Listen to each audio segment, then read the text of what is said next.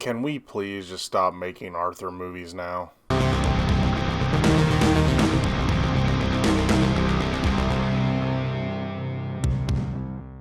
Hey everybody, what's going on? Today we are going to be talking about a movie that is ever so loosely inspired by Sir Gawain and the Green Knight. Today we are going to be talking about The Green Knight, starring Dev Patel, Alicia Vikander, Joel Edgerton, and others. Okay, before we continue, there will be spoilers at the end of this review, and I'll try to dance around them at first. But if you don't want anything spoiled, I will say this. This movie had a lot of promise. I was enjoying it. That being said, when our main character makes a really stupid decision near the beginning of the movie, the whole story kind of falls apart for me. That being said, there's a lot of good acting in this. It is a very strange and weird movie. So if you like strange and weird movies, there's a lot of weird stuff going on, and there is a lot to like in this movie. But in the end, this movie pulled out a trope that I used to enjoy, but the more it gets used, the more I don't like it. So we'll talk about that later in the review. It's hard for me to really highly recommend this one. It didn't. See, here's the thing. I don't claim to be some expert about the Arthurian legends, but I think that they tried to, in their own way, quote unquote, improve the story of Sir Gawain and the Green Knight. Because the story of Sir Gawain and the Green Knight's okay, but it's just another legend, like in all the Arthurian legends. And that's another thing, that it is so disconnected. They're insinuating this is the Arthurian legends, but really a lot of the names don't even get used. So, and the disconnect. You had to disconnect it because if you tell this story, you have to tell other stories because there's other characters involved that you need to know and everything. But the only character they really name from the Arthurian legends is Gawain. So anyway, they had to. It's very loosely inspired, and if it were connected and there were other movies and such, which we're gonna talk about that at the end as well. If there were other movies and there were other stories connected to it, and you could have had all the elements, I think some of the changes they made would have worked. But again, it did a couple things that just really hurt it for me. Again, though, it's a beautiful film. We'll say that. Beautiful film, but I don't know, story-wise, it just kind of fell apart for me. All right, so the main setup for this is Gawain, played by Dev Patel. He is not yet a knight. And even though they don't name him by name, he is the nephew of King Arthur. Sean Harris plays King Arthur, which, by the way, he's creepy good in this. He's not in it a ton, but man, he is so good. That the little bit he's in it, again, the performances in this are really good. But anyway, he goes to this party, which his mom, Gawain's mother, doesn't attend, and we find out why, because she's a witch. At least they're insinuating that, and I guess you could say she causes what happens, and it's just kind of, I don't know if she's trying to help her son fulfill his destiny, and at least the way it seemed like to me, like she wanted her son to be more important than he is. She wanted his standing to be more important, so she at least somewhat helps cause what happens in this movie. But anyway, Gawain goes to this Christmas party, we'll say, because it's a Christmas party. And King Arthur asks him to sit next to him, and they talk. And he's talking about, I wish I could have been closer to my family and stuff, and I'm glad to have you here. Tell me a story. And he's like, I have no stories to tell, because he has, he's just he's just Gowan, the good-looking guy. He doesn't really have any story, and I think his mother wants to change that. So they show his mother like doing this spell casting stuff with other people, and all of a sudden in walks the Green Knight, just this towering tree-like man. Which, by the way, it's whenever you hear the voice of the Green Knight, it's like that is so. There is no way you could mistake that for anybody other than Ralph Ineson, because he's just got that distinctive voice. Which, by the way, he is one of the better parts of the movie. He's in it. He's not in it a ton, but I loved him in it. Which I will talk about something later that's talks about the original Sir Gawain and the Green Knight, when it comes to the identity of the Green Knight. Anyway, the Green Knight comes in and says, we have this room full of brave knights. Will one of them play a game with me? And this is where our main character makes the dumbest decision, and it ruins the entire movie, because you know where it's going to go. If you're watching this, if you're reading the original Arthurian legend, it has a different outcome. So, and honestly, you have to have the entire Arthurian legends for it to make sense. So they had to change it, of course. So all the knights are just sitting there going, we don't want to participate. This guy's scary, right? And of course, Gowan's all of a sudden just like, I shall do it. I shall play your game. And the game is, we're just playing a game. And even King Arthur says to Gowan, remember, it's just a game. So, Gowan's like, I need a sword, because the game is, the person that's playing the game with the Green Knight has to strike a blow with him. Strike a blow on him. You have to hit him. That's the game. But in 1 year, and this is where our character is an idiot, our main character is an idiot, because he says, in 1 year, you have to travel to me, and I am going to strike the same blow to you, right?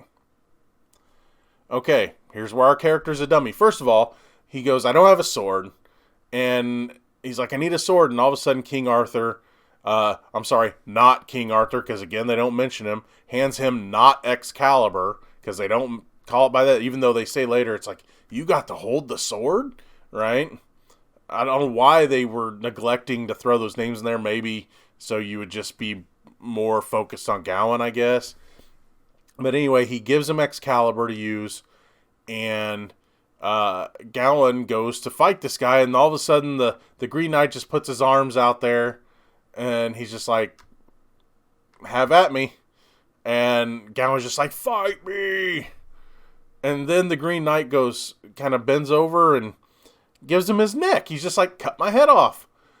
So, if Gowan would have been listening, a year later, I'm going to give you the same blow. Moron, you cut off his head. So it means a year later, you're going to lose your head, right? Also, he would have, I mean, granted, yes, you wouldn't really have a movie, but all he had to do is like tap him on the arm, and then he would go, and the Green Knight would tap him on the arm in a year, right? But of course, you wouldn't have a movie. So our character makes that dumb decision. So the Green Knight, his head falls off. Then all of a sudden, he stands up, picks up his head, starts laughing, says, I'll see you in a year. So they show that a year has passed, and you could tell that it's weighing on Gowan, but he has done nothing really to prepare. But then all of a sudden, it's like, I need to go on my quest. So that's the whole thing. He goes on his quest to find the Green Knight and to finish the game, so to speak. Okay. So the movie gets weird, like really weird after this, where the whole movie, I think it's supposed to be Gowan finding the courage to face his destiny, so to speak. He deals with a lot of things. The Green Knight left him his axe, and he has to travel with the axe, but he ends up getting robbed of the axe and everything else. but then he finds. I know I'm talking some spoilers here, but just as he goes, he loses the axe, but he gets it back in a weird way. It has nothing to do with the people that stole it from him, and also he's being led through the adventure by this fox that you think later might be killed, and they just kind of tease towards, hey, they might kill the fox, even though the fox becomes important. You have this whole thing where with this green sash that his mother gave him that will protect him from all wounds. And he loses it when he gets robbed, but he has a way to get it back later, but at what cost? There's a lot of cool stuff going on, but that still doesn't change the fact that he's going on a mission to get his head chopped off, right? Which, technically, yes, that is... Okay, look, there's not much more I want to say about this. It's a beautiful movie. The acting's really good, but the story lost me. Which, if they would have went the way of the original Arthurian legends, it might have worked, right? But here's the thing. In the original Arthurian legends, Gawain is already Sir Gawain. He's already a knight. He knows how to fight.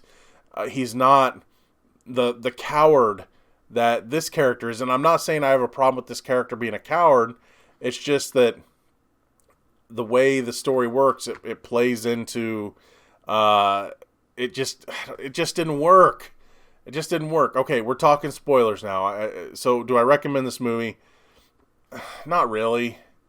It had a lot of promise, but man, did it fall apart when you realize that there's... when you see the trope happen, we're going to talk about that trope. I can't really recommend it. It is a nice movie to look at. It is weird, so if you like weird stuff, sure. But me, I was just really disappointed in the ending because I knew it was coming.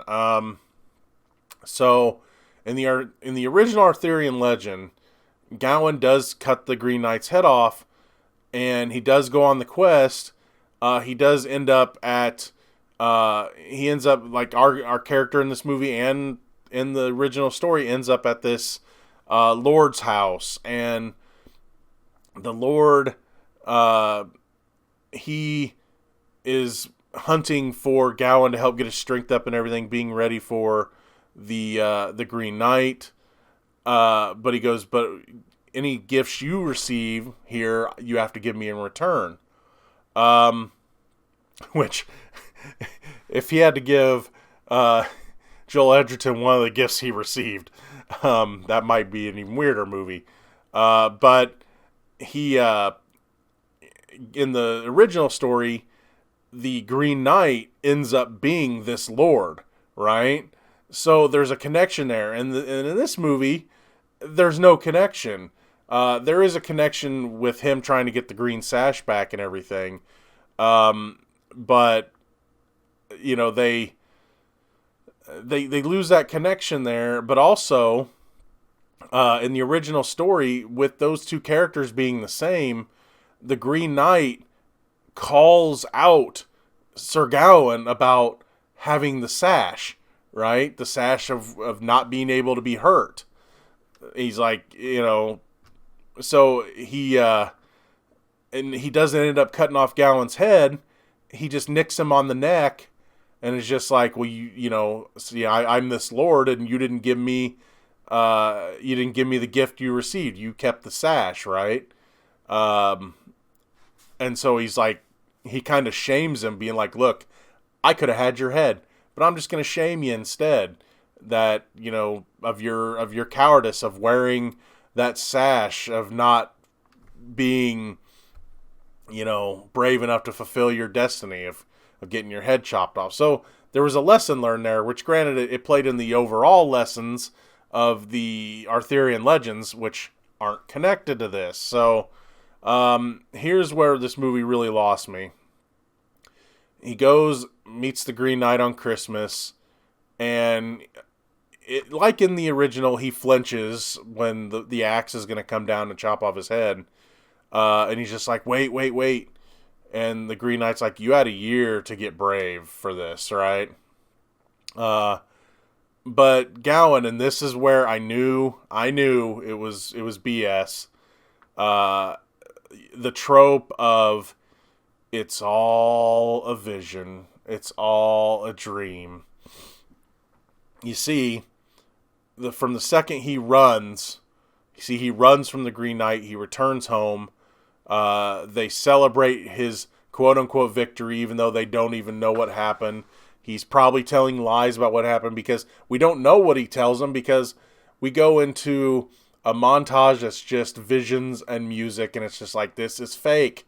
I know this is fake. Just reveal it's fake already. And it goes on for a while. They show where he is knighted, and they show where Arthur passes and Gawain becomes king. They show that he uses his girlfriend who he left. He uses her to have a child and just leaves her. And then he ends up marrying some princess. And there's just all this stuff of him ruining the kingdom in the end, right? And I'm just like, they're going to show that it's fake. They're going to show that it's fake. And then, of course, they show Gawain on the ground in front of the Green Knight. And he's just like, I'm ready. And the Green Knight says, I'm proud of you. Now, I'm going to chop your head off. And that's the end of the movie. Or is it? You see, they show that. They don't show him beheading him. He's just like, off with your head. But then all of a sudden, there's an after credit scene. There's an after credit scene for this. Are we really teasing a sequel to this? They show the crown on the ground, and a little kid picks it up and puts it on. And I'm just sitting there going, really? Why are we doing this? So, look, I've ranted enough about this. This movie was, again, the acting is great. The atmosphere is great. The look, the feel of everything. The Green Knight looks awesome.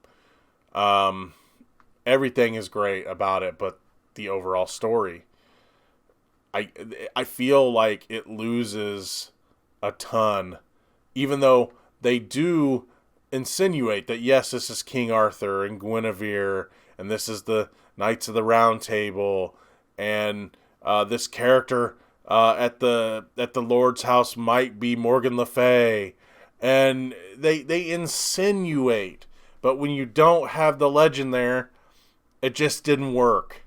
It just did not work for me. You feel like you're getting an incomplete story, and I think that was my biggest disappointment. It was like, well, we have to change this because it was connected. We have to change that because it was connected, and I think it really hurt this one. And that's unfortunate because I really wanted this one to work. I really wanted to like this one, and I know a lot of people are going to get a lot out of this, and I know a lot of people, critics especially, are just gushing over this movie. I mean, look, I love Dev Patel too. I think he's great. And I loved a lot of the people in this. Joel Edgerton's great in this. Ralph Ineson's great. Sean Harris, again, he's scary good with what little bit he's given. But I just feel the overall story is weak because they play into a tired trope and you see it coming a mile away. Anyway, that's my thoughts on The Green Knight. See you later.